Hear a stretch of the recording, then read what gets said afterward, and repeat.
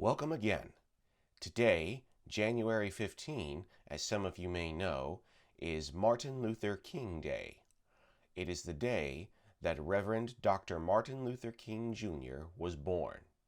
Throughout his life, Dr. King dedicated himself to love, to justice, and equality for all people.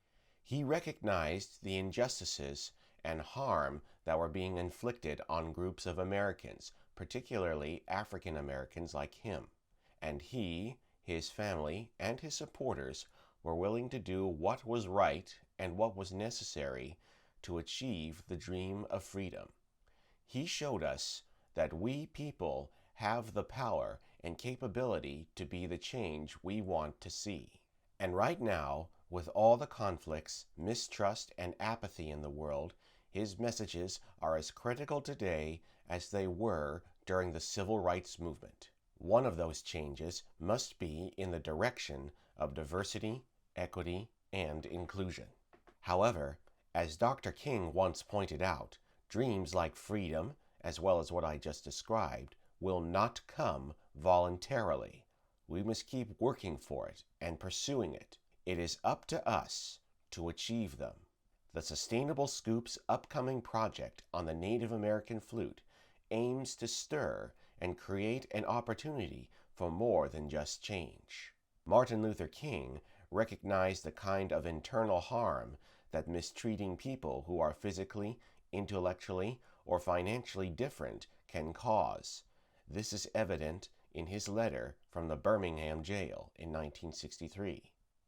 When you have seen vicious mobs lynch your mothers and fathers at will, and drown your sisters and brothers at whim, when you have seen hate-filled policemen curse, kick, and even kill your black brothers and sisters, when you see the vast majority of your 20 million Negro brothers smothering in an airtight cage of poverty in the midst of an affluent society, when you suddenly find your tongue twisted and your speech stammering as you seek to explain to your 6-year-old daughter why she can't go to a public amusement park that has just been advertised on television, and see tears welling up in her eyes when she is told that Funtown is closed to colored children, and see ominous clouds of inferiority beginning to form in her little mental sky, and see her beginning to distort her personality by developing an unconscious bitterness toward white people,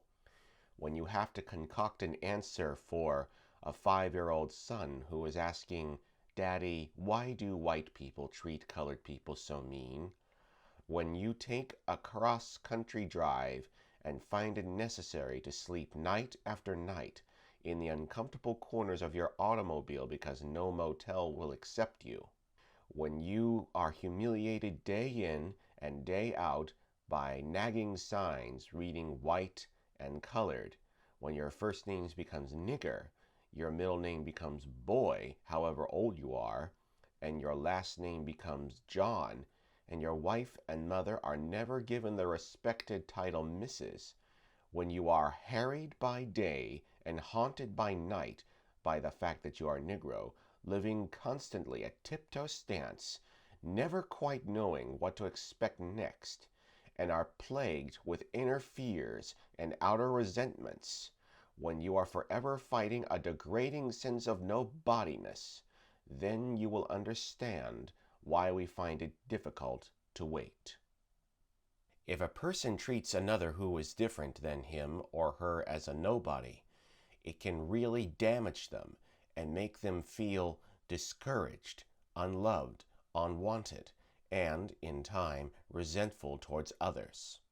If we are to honor Dr. King and his legacy, one of the things we must learn to do is treat others with love and respect despite our differences.